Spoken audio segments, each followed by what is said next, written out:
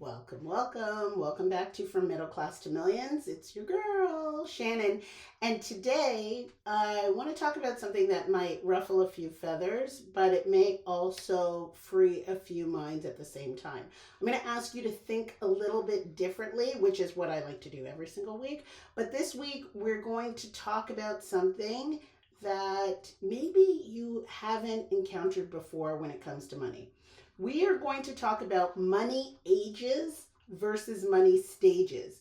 Because listen, if you've ever read one of those articles or Instagram posts that says by 30 you should have 1 year's salary saved, or by 40 you should have a net worth of 3 times your income, and then immediately you felt like you were going to puke, and you felt that pit in your stomach that says, oh my God, I'm behind, then this episode is for you. Here's the thing. Everyone loves a benchmark, okay? We want to know how we're doing. We want to know how we're doing compared to everybody else. We want to know if we're on track. Am I doing what I'm supposed to be doing? Like, what's happening here? But those so-called money ages, I find that they do way more harm than good. Because what they do is they assume we've all started from the same place. They assume we've all had parents who taught us about investing. They assume that we all had parents who paid for college. They assume that everybody got some help with their 20% down payment on their first home. And I gotta tell you, that's not the case. But when you're looking at these money stages, money ages benchmarks, that's what you come up against. I remember I had a friend of my kids, and one day just in passing, she was talking about stuff, and she mentioned that her grandparents paid for her to go to college. And I was like, wait, say what now? They paid for you to go to college? And I thought about how incredible that must have been on so many levels. First of all, that meant that her parents didn't have to use their money to pay for her to go to college. So that's money that her parents got to keep in their pocket that their parents could use to pass on to her later on. It also meant that she didn't have any student loans. So again, she was starting from this place far ahead of me, who didn't have grandparents who were paying my college ride. And so I love the imagery and the thought of, oh, I'd like to pay for my grandkids to go to college. But it really imprinted upon me that not everybody has followed the same nice, neat, linear path. And we both know how real life works. So that's not how it happens for many of us. But those charts and those tables and those cute little Instagram posts, well, when you read that you should have $100,000 saved by the age of 35, or that you're late if you haven't bought a house by 30, then guess what? This feeling of failure starts creeping up, and it starts showing up. And that failure turns into defeat. And you know what defeat looks like and sounds like? It sounds like, what's the point? I'll never catch up anyway. And it's that mindset right there that keeps so many high earners stuck, especially if they're first generation in any capacity. First generation American, first generation to go to college, first generation high earners. Because listen, these first gens are making good money and they're working their tails off. But instead of you feeling confident, you're quietly comparing yourself to a bunch of strangers on the internet, or maybe to some of your friends that you went to school with, or maybe some of your colleagues in your field, or maybe to your neighbors and new friends who may or may not have had a different start. Here's what I believe. Money doesn't move by age. It moves by stage. What do I mean? There are several stages of financial growth, and everyone moves through them at their own pace. Now, some people hit certain stages early, obviously because of privilege, because of information, or maybe even just because of timing. But others hit those stages later, and that's perfectly fine. Because what matters isn't how fast you move, but that you continue moving. I always say that this journey to wealth is just that. It's a journey.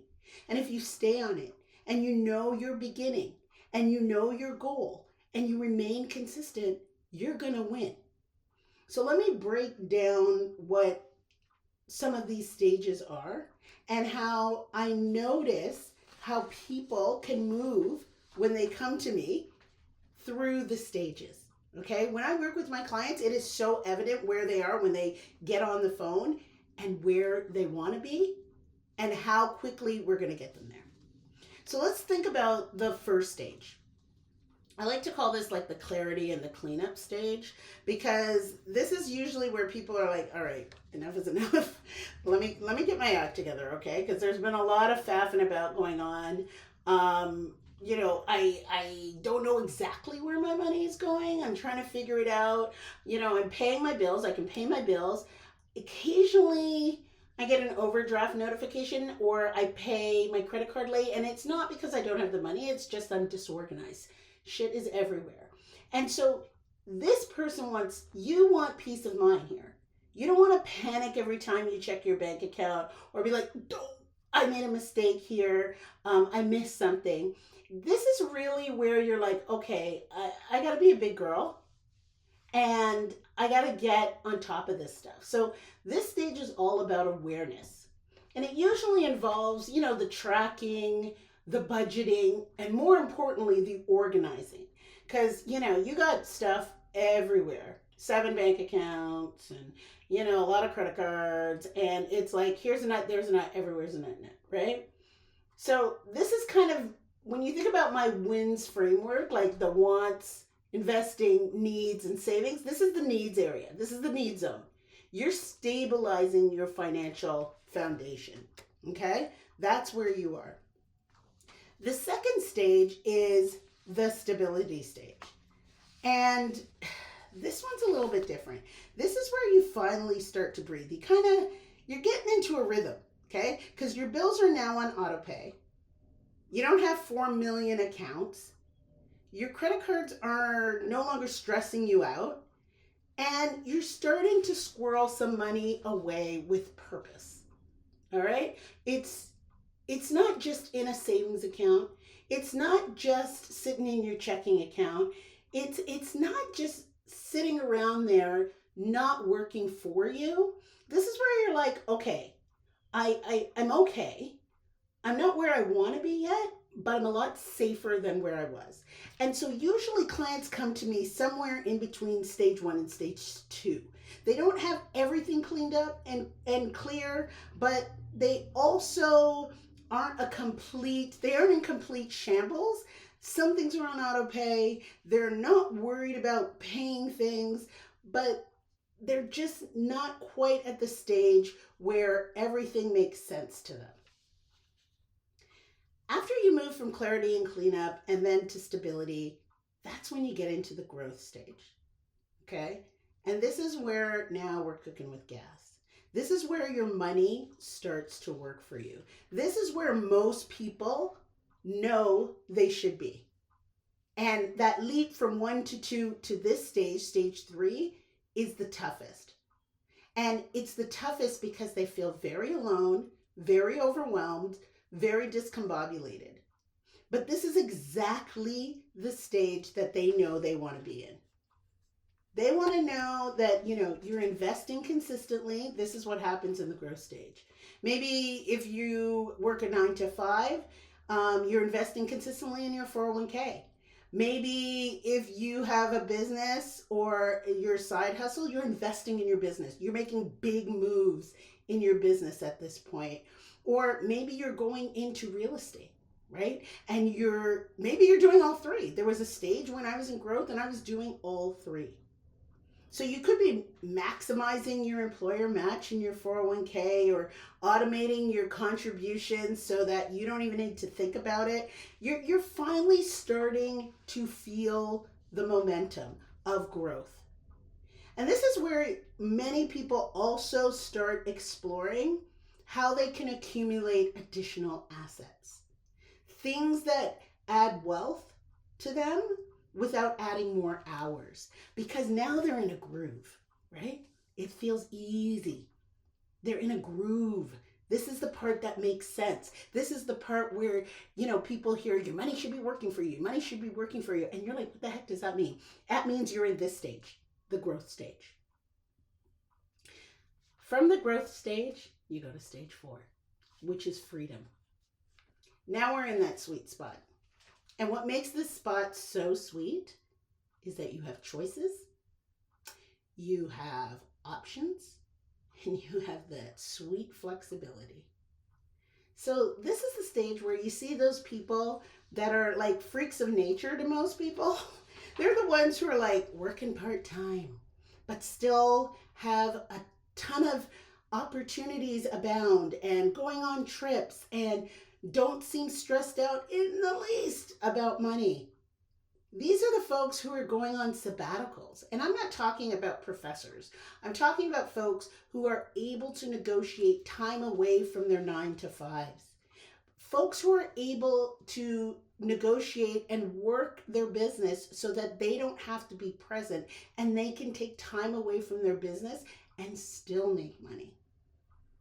These are those folks that are retiring in their 40s, 30s. And you're like, wait, what? Or the folks that are just like, you know what? I've had it. It's enough. I want to do something else, and start scaling down their business. This freedom isn't about quitting. It's about having the choice. The choice to keep working because they want to, but not because they have to. These are like the unicorns, but they're out there. They are out there. And these folks then continue on to the last stage, legacy. This is where you're building generational wealth. This is where trusts are created. This is where you're teaching your kids and you're donating and you're mentoring, and you have so much time that you're giving away not only your money, but your knowledge. This is the stage where you're passing down opportunities, expertise, and of course, money. Because look, here's the thing, okay? The reason why I'm so gung-ho about stages versus ages, because you can be 28 years old in stage 3, the growth stage. Or you could be 58 years old and you're still in stage 2, the stability stage. Both are valid because your financial growth doesn't have an expiration date. Both, you can be in any stage at any age. But what happens is when we compare ourselves to these made up benchmarks, we don't get inspired. We get stuck. We feel badly. We feel like losers. And what do? We do everything to make it more difficult, increasingly more difficult, to move through the stages.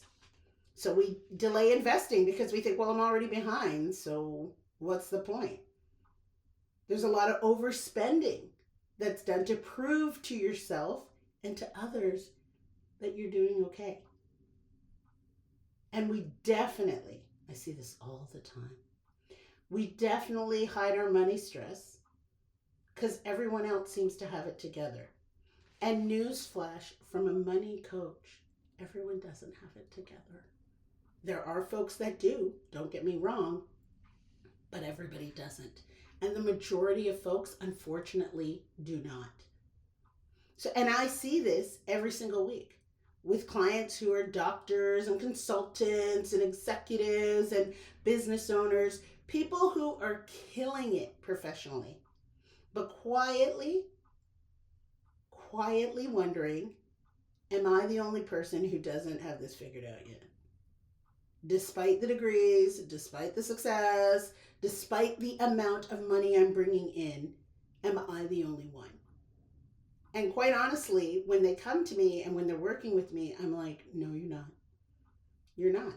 You're just comparing your stage 2 to someone's stage 5. And that's not fair. It's not fair to you. I'll tell you something. I didn't buy my first home, my primary residence, when everybody else was doing that. Like everybody else was buying their primary residence first. And I was well past 30 when I bought my first home. And to be honest, I was glad that I waited, because when I finally did, I was ready for the responsibility, not only emotionally ready, but financially ready for that investment. And it made sense because it also enabled me to really hone in on my growth stage, because I was able to pick up other assets along the way, which helped me get to the freedom stage and, of course, legacy. So I know that if I had done it just to check a box, I'd be stressed out and I wouldn't have made some of the decisions. I don't believe I would have been able to make some of the decisions that I've made along the way that allowed for freedom and for legacy and those stages.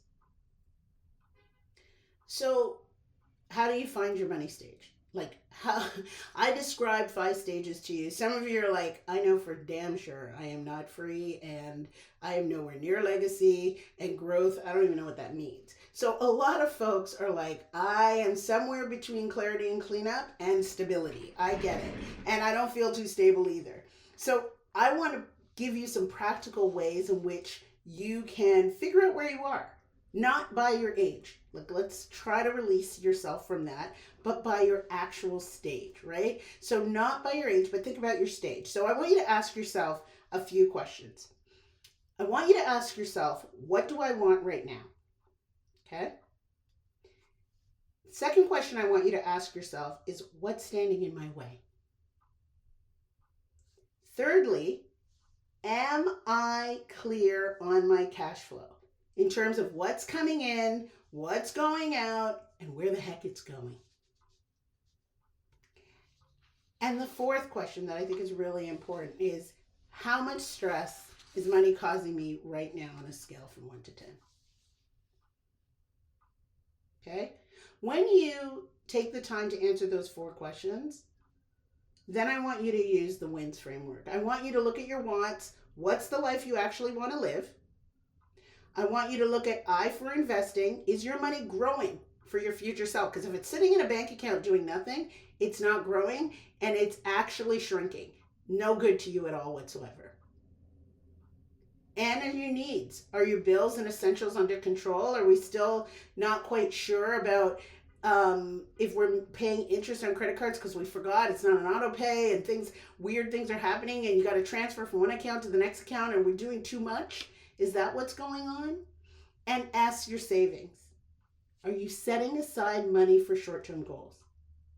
The short-term things that make life feel good and sweet, like travel or maybe home upgrades if you're a homebody. Like, are you setting yourself up to be happy with those things? If you sit down and answer those questions, you'll know exactly which stage you're in and what needs your attention next. Because here's something I tell my clients all the time. You are not behind. You are simply at a different starting point. None of us can change the past. You can't do it, I can't do it, but you can absolutely change the plan moving forward. So if you're 45 and finally ready to start investing, fantastic. If you're 55 and buying your first house, amazing. And if you're 30 and you want to retire early, let's make it happen. Let's make that happen right now. Because there's no it's too late or too early when it comes to building wealth. There's only the one question, are you ready? So here's what I want you to do next. If you're tired, if you're confused, if you're overwhelmed and trying to figure out where you should be, and you're ready to figure out where you are, then you should book a sales call with me. Together, you don't have to do this by yourself. That's the whole thing. Together, we will map out your money stage, your next step, and your personalized plan to freedom. You do not have to do this by yourself. You do not have to feel overwhelmed. You do not have to feel confused and frozen. This is actually how you move so that you can take action. Don't let other people's timelines make you feel small. There is nothing more empowering than getting an awareness of your money and moving through the stages. Focus on your stage, okay? Focus on your stage, not your age. Throw that away. Focus on your stage, because wealth isn't about keeping up. It really, really isn't. It's about catching on and moving forward. That is all you have to do. Book a call with me and let's talk about it so that you can feel empowered about moving through the stages and not defeated because of your age. All right, my friends. That's it for today's episode of From Middle Class to Millions.